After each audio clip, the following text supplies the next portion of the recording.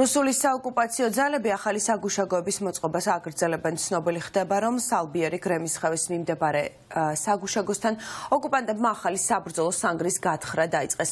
ოკუპანტები განსაკუთრებით გააქტიურდნენ გასული წლის მარტის თვიდან და სანგრების კეთილმოწყობის პროცესი მიმდინარეობს. ოპოზიციონერები ხელისუფლებას შემგუებლურ პოლიტიკაში ადანაშაულებენ და პირდაპირ ამბობენ, რომ ოცნების ხელისუფლება რუსეთს ტერიტორიებს ნებით უთმობს. გიორგი ახალკაცმა იცის უფრო დეტალურად რა ხდება ადგილზე და ის შემოგვიერთდება ახლა პირდაპირ ეთერში გისმენთ გიორგი.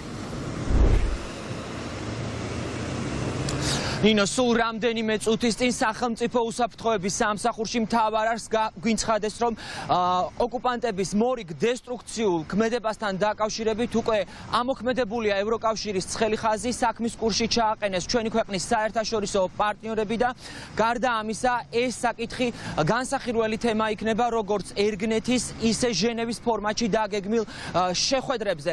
თუმცა მოლაპარაკებები და ზოგადად ხელისუფლების ეს ქმედება ფასადური არის ხელისუფლების ოპონენტების ნაწილისთვის და ასევე ექსპერტებისთვის, რომლებიც თვლიან, რომ ქართულ ოცნებას არჩეული აქვს არ გაღიზიანების მოღალატეობრივი და ასევე დათმობის პოლიტიკა, რომელიც დღითი დღე კონკრეტული ქმედებებით დასტურდება და სულ უფრო მეტ ტერიტორიას კარგავს ჩვენი ქვეყანა.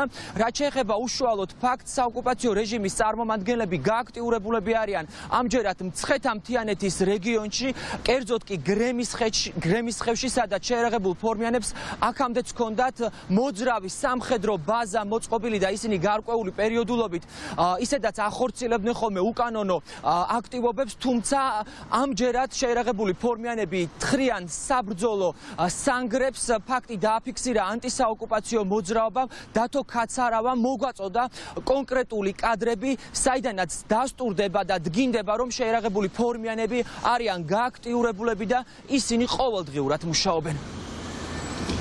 მცხეთა-მთიანეთის რეგიონის სოფელი გრემისხევის თავზე, სადაც საოკუპაციო რეჟიმს მოწყობილი აქვს მუდმივ მოქმედი დიდი საგუშაგო, ეგრეთ წოდებული წინწაწეული ოპერატიული ბაზა და იქ დავაფიქსირეთ ახალი ბლინდაჟის, იგივე საბრძოლო სანგარსავალის მოწყობის პროცესი. ეს წარმოადგენს გარკვეული ტიპის მზადებას, რაც კიდევ ერთხელ მიანიშნებს და გვანიშნებს იმაზე, რომ საოკუპაციო რეჟიმი არ ჩერდება მიუხედავად იმისა, რომ ქართული ოცნება ჩვენ გვიმტკიცებს, რომ თურმე ისინი პრაგმატულ პოლიტიკას ეწევიან. ამოცემულობაში, როდესაც საოკუპაციო რეჟიმი კიდევ უფრო ამკაცრებს ჰუმანიტარულ მდგომარეობას კლავს ჩვენს მოქალაქეებს და იმავდროულად მცოცავი ანექსიის და ოკუპაციის პირობებს კიდევ უფრო აძლიერებს, რა თქმა უნდა, მთავარი პრობლემა არის პოლიტიკური ნება, რომ შემუშავდეს საერთო ეროვნული ხედვა დეოკუპაციის, ისევე როგორც უსაფრთხოების ზომები გაძლიერდეს, აქ საუბარი არის